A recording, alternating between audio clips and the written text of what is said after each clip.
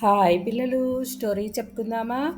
రాత్రి ఇది స్టోరీ కాదు, యాక్చువల్గా నిజంగా జరిగిన రియల్ అన్నమాట. రాత్రి రాత్రి భోజనాలు అంతా అయిపోయింది. ఒక టీచరు ఆమె విద్యార్థులు రాసిన వ్యాసరచన అంటే ఎస్ఏ రైటింగ్ పేపర్స్ రాస్తారు కదా మీరు, అదనమాట. పేపరు కరెక్షన్ చేస్తుంది టీచరు. ఆమె పిల్లలు పడుకున్నారు. వాళ్ళ హస్బెండ్ ఏమో కుర్చీలో కూర్చొని తన ఫోన్లో ఆడుకుంటున్నాడు క్యాండీ క్రాష్. చివరి లాస్ట్ పేపర్ అనమాట. తను దిద్దుతుంది టీచరు, సైలెంట్గా ఏడుస్తుంది. ఏమైందా అని వాళ్ళ హస్బెండ్ ఎక్కి ఎక్కి ఏడుస్తుంటే, ఏమైంది, ఎందుకు ఏడుస్తున్నావు అని అడిగాడు టెన్షన్తో. నిన్న నా సెకండ్ క్లాస్ విద్యార్థులకు హోంవర్క్ ఇచ్చాను. మీరు ఏమవ్వాలనుకుంటున్నారు అని రాసుకురమ్మన్నాను. What you want to become, I want to become అని రాస్తారు కదా, అదనమాట. అయితే ఒక పిల్లోడు ఏం రాశాడంటే, ఒక స్టూడెంటు, ఇదిగో ఈ చివరి పేపరు దిద్దుదామని చదువుతుంటే ఏడుపు ఆపుకోవటం నా తరం కావటం లేదు అని చెప్పింది ఆ టీచర్. వాళ్ళ హస్బెండ్ ఏంటది అని అడిగాడు. హెడ్డింగ్ ఇలా పెట్టాడు, నేనేమవ్వాలనుకుంటున్నానంటే I want to become a smart phone అన్నాడంట. చాలా ఆశ్చర్యంగా ఉంది కదా పిల్లలు. వాళ్ళు స్మార్ట్ ఫోన్ అవ్వాలనుకున్నాడంట.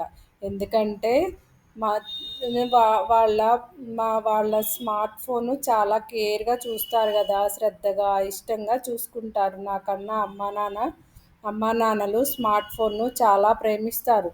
వాళ్ళు స్మార్ట్ ఫోన్ను చాలా కేర్గా, శ్రద్ధగా, ఇష్టంగా చూసుకుంటారు. నాకన్నా ఎక్కువగా చూసుకుంటారు.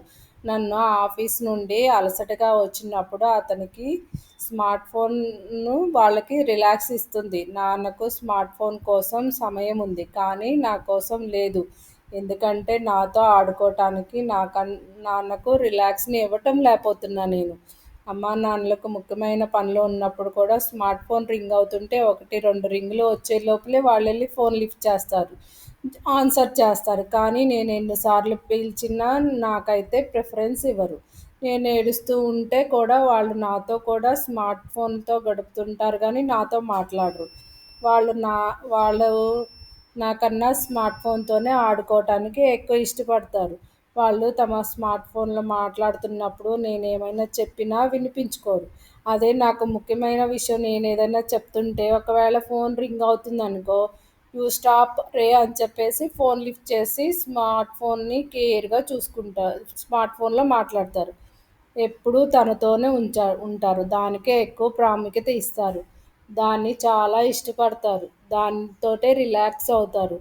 దానికి తమ ఖాళీ సమయాన్ని స్పెండ్ చేస్తారు. దాన్ని ఎప్పుడూ పని వాళ్ళకు అప్పగించరు. స్మార్ట్ ఫోన్ ఎవరైనా పని వాళ్ళకి అప్పగిస్తారా? అప్పగించరు కదా. నేను ఒక్కరోజు మాట్లాడకపోయినా బాధపడరు, కానీ స్మార్ట్ ఫోన్ ఒక గంట పనిచేయకపోతే చాలా కంగారు పడి హడావుడి చేస్తారు. రాత్రి పడుకున్నప్పుడు కూడా పక్కనే ఉంచుకుంటారు. ఉదయం లేవగానే దాని చేతిలో చూసుకుంటారు. కాబట్టి I want to become a smart phone అన్నాడు. భార్య వాళ్ళ హస్బెండ్ ఏమన్నాడంటే, అది చదువుతూ విన్న భర్తకు మనసంతా పిండేసినట్టు అనిపించింది అనమాట. అతని కళ్ళల్లో కూడా కొంచెం కూడా తడి వస్తున్నట్టు అనిపించింది. ఎవరు రాశారు అని అడిగాడు భార్యను. మన కొడుకు అంటే వాళ్ళ అబ్బాయే అది రాశాడనమాట. వస్తువులు ఉపయోగించుకోవాలి, కానీ బంధాలను ప్రేమించాలి. అన్ని బంధాల కంటే ఎక్కువగా వస్తువుల బంధాన్ని ఏర్పరచుకొని ప్రేమించటం మొదలు పెడుతూ ఉంటే క్రమంగా అసలైన బంధాలు వెనక్కి నెట్టివేయబడతాయి. ఇది నిజంగా జరిగిన కథ. కాబట్టి ఇలాంటి కథలో తల్లిదండ్రులు మీరు కూడా కాస్త దయచేసి ప్రతి ఒక్కరూ ఆలోచించి, ప్రతి ఇంటిలో జరుగుతుంది ఇదే. మీ పాదాలను తాకి వేడుకుంటున్నాను. స్మార్ట్ ఫోన్ను పక్కన పెట్టి కొంచెం సేపు మీ పిల్లలతో స్పెండ్ చేయండి. వాళ్ళు ఏం చేస్తున్నారు, ఏం ఆలోచిస్తున్నారు, వాళ్ళతో జస్ట్ ఒక 2 minutes ఆడుకుంటే ఫోన్తో కంటే ఎక్కువగానే మీ మైండ్ రిలాక్స్ అవుతుంది friends. Thank you friends. Subscribe please.